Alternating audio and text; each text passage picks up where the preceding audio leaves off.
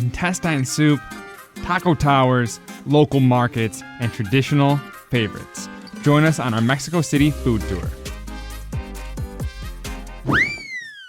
We've been in Mexico City for a little bit now, and we're going to take you on a full day food tour.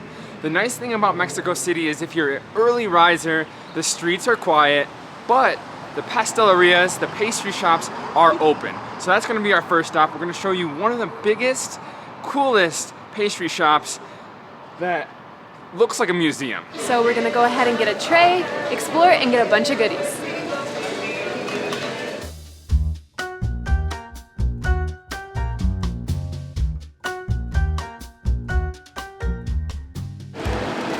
Got the goods. We just bought way too much stuff. There are 4 things in here.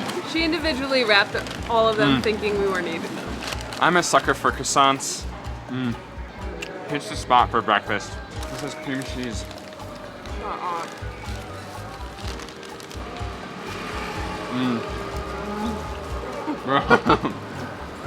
To get around to some of these food spots, we'll be taking the metro and we'll be walking, because the metro is cheap and easy to get around to the best spots. La Merced Market is accessible right off the metro, and it is the largest retail traditional food market in the entire city. This area has been used for trading since the early colonial period, when travelers arrived from Spain with new products. You can find anything and everything in this market. So when you come to the market, you're gonna go down the food alley. When you get to the food, there's gonna be a ton of restaurants and you're gonna see the same thing. It's this big cauldron with what they call pancita. It's red and it has cow intestines in it. Lisa, are you ready for it? I'm excited, but I am pretty scared, especially because this is looking a little jello-y. Let me get you guys a good one here.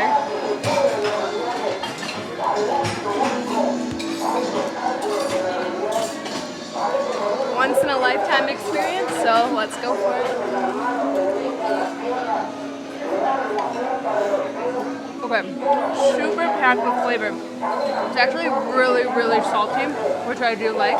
But the cow intestines chunks, they are pretty jello-y, so it's a hard consistency to kind of swallow. But it's so unique, I had to try while we're here.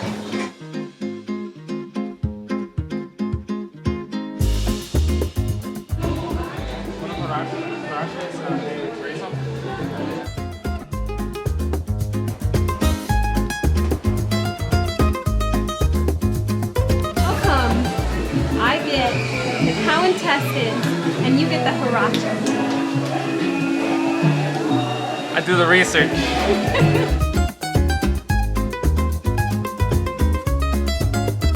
Wow, that looks So amazing. this is a Huarache. The name actually means sandal because it kind of looks like a sandal, but she just made it right there. She made, even the tortilla is super fresh. Oh, it looks so good. We got the one with chorizo. I hope I'm gonna eat this correctly.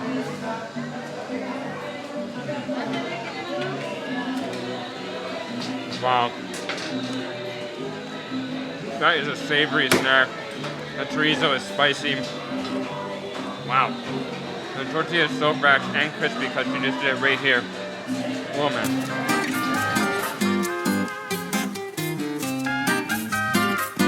To get a real understanding of a city, you have to go to its market. This is the biggest market, La Merced. We are gonna do some shopping because we're gonna be here for a week, so we need to get some grub, and we got a large bolsa. This thing is massive. Maybe we'll fill up, maybe we won't, but this place is gigantic and we gotta explore it. Let's get to it. The largest portion of this market is dedicated to the sale of fruits and vegetables. Here you will see generations of farmers selling their organic produce. Everyone we talked to seemed so happy to be here and excited to share their story with us, and we were happy to support their business. It can be a little overwhelming in here because there's so many stands and so much produce, but it is the best produce I have seen in a long time. And we've been to a lot of markets. It's incredible, so many options. Es fresco, very. Sí, Muy fresco. Good. You see? What are you getting? So we got some fruit. The people here are very nice. Muy amable. And we're out. We got all of our groceries, now we're back to the metro.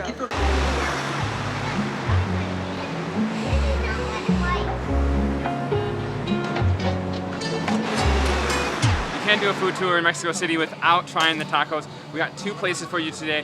One we went to and we think it's probably the best tacos we've ever had. And then the first one is this one behind us, Los Cocuyos. It's been on every single list. You'll see it definitely if you're looking at Mexico City, you will see it on a list, and we're gonna try it because it's known for having some weird options like tongue and brain. So we're gonna try a few of those and see how they are. ¿Recomiendas? ¿Qué recomiendas? El suadero, campechano y el de lengua. Ah, perfecto. Gracias. De nada.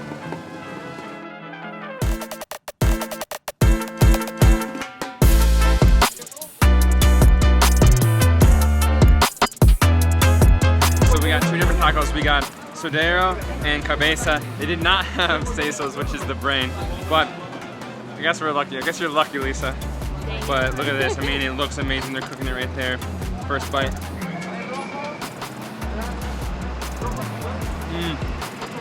The meat is so tender,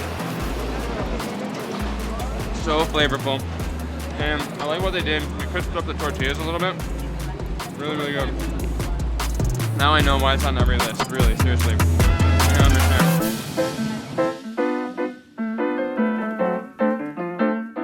We've been here before, and we had to come back. It's El Huequito. This place is known for al pastor.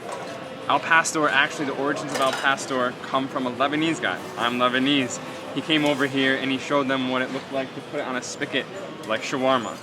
So this is the al special, which is just wild. They just stack it up with all the meat, sauce, and they give you a bunch of tacos on the side so you can make your own taco. And then I got 3 other original al pastor tacos as well. We got it with con todo, that means everything.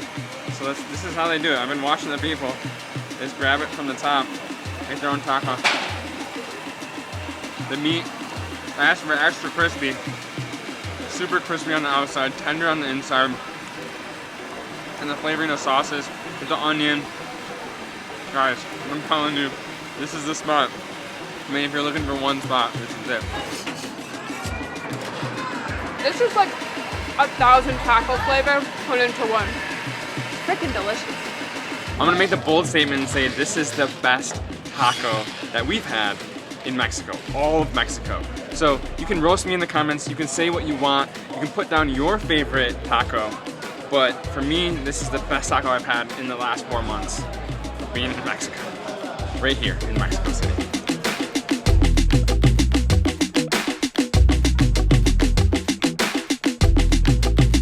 So one thing that I wanted on this food tour, and it's kind of elusive, is the Comote Man. It's a sweet potato guy, which it's actually supposed to be super loud. Like they have this whistle on their car, and it's super loud because it's from the steam. The whistle's from the steam. But we haven't heard one or seen one the whole time we've been in Mexico City.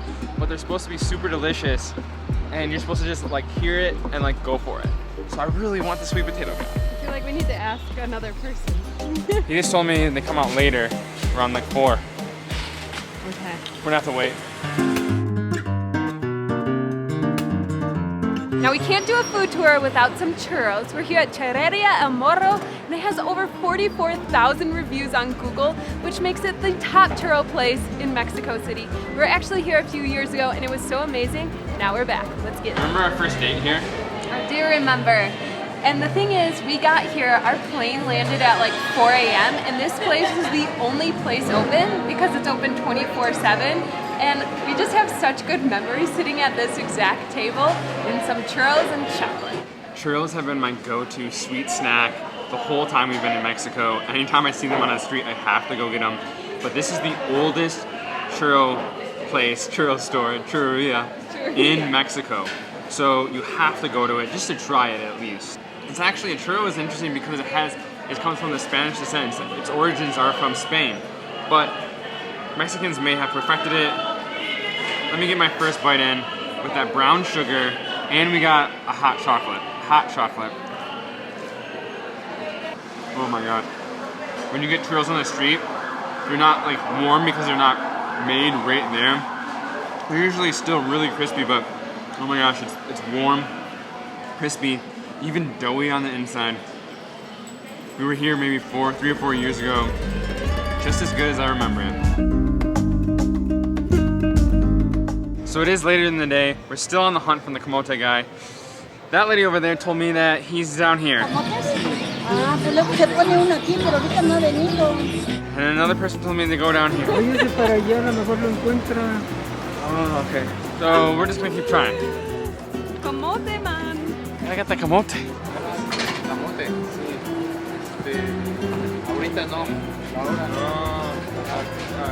Tiempo. Como a las 8. 8. Sí, es más noche. Más tarde. Más tarde. Gracias. What do you say?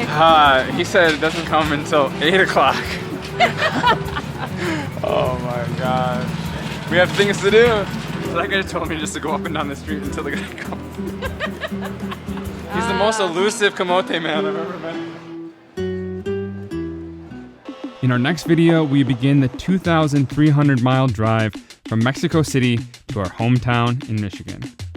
But first, we have to cross the border. I wonder what's been going on in the US while we've been away.